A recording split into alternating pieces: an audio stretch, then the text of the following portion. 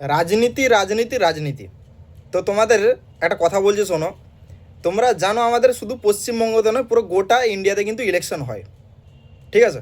তো এখানে আমাকে একটা কথা বলো, যে বম্বে হোক, ব্যাঙ্গালোর হোক, হায়দ্রাবাদ, গুজরাট, এখানে যখন ইলেকশন হয় কোনোদিন দেখেছো এখানকার মানে পাবলিকের কোনো বাড়িতে গিয়ে এই নেতা যারা ভোটে দাঁড়িয়েছে, এইসব নেতা মন্ত্রীরা কোনো দিন বাড়িতে বাড়িতে গিয়ে কোনো দিন এদের বাটন বেটে দেওয়া, কি দাড়ি চেঁচে দেওয়া, কি কোনো দিন জল তুলে দেওয়া, কেউ বাথরুমে যাচ্ছে জল নিয়ে যাচ্ছে, কেউ মাঠে কাজ করছে তার সাথে মাঠে কাজ করছে, কোদাল দিয়ে মাটি খুলছে, কোনোদিন এসব কাজ করতে দেখেছো কোনোদিন বাইরে?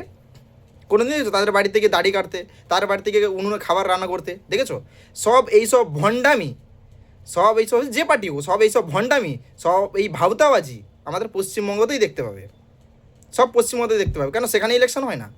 এবং দেখবে যেই বয়সে সেখানকার এই ব্যাঙ্গালোর, হায়দ্রাবাদ এসব জায়গাতে, সাউথ মানে এলাকায়, দেখবে একটা ছেলে যখন স্কুলে যায়, কলেজ কমপ্লিট করার পরে না, গ্র্যাজুয়েশন কমপ্লিট করার পর, গ্র্যাজুয়েশন বাদ দাও, কেউ উচ্চ মাধ্যমিক দেওয়ার পর, এইচএস দেওয়ার পরেও তারা না নিজের কিভাবে কোন লাইনে যাবে চাকরির দিক দিয়ে, বা তারা একটা নিজের একটা ইয়ে থাকে, ট্যালেন্ট থাকে, যে আমি কোন লাইনে আমি যাব, তারা নিজের ট্যালেন্টটাকে ইউজ করার চেষ্টা করে।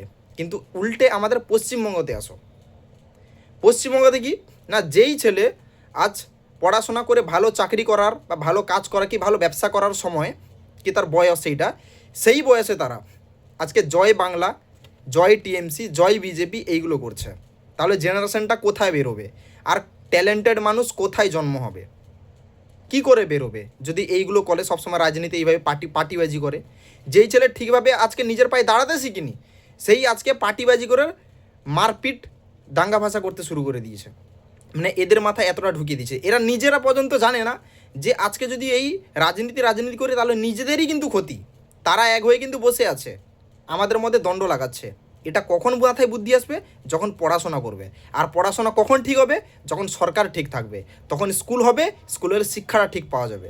আর সরকার তো নিজে ঠিক নেই, সেজন্য স্কুল ঠিক নেই, স্কুল বন্ধ, স্টুডেন্ট পড়াশোনা হচ্ছে না, নিজেদের মধ্যে দাঙ্গা ভাষা হচ্ছে, কোনো স্টেট চায় না।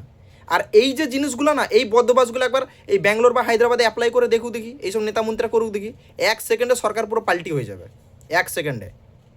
এটাই হচ্ছে পশ্চিমবঙ্গ থেকে বাইরের স্টেটের ডিফারেন্স।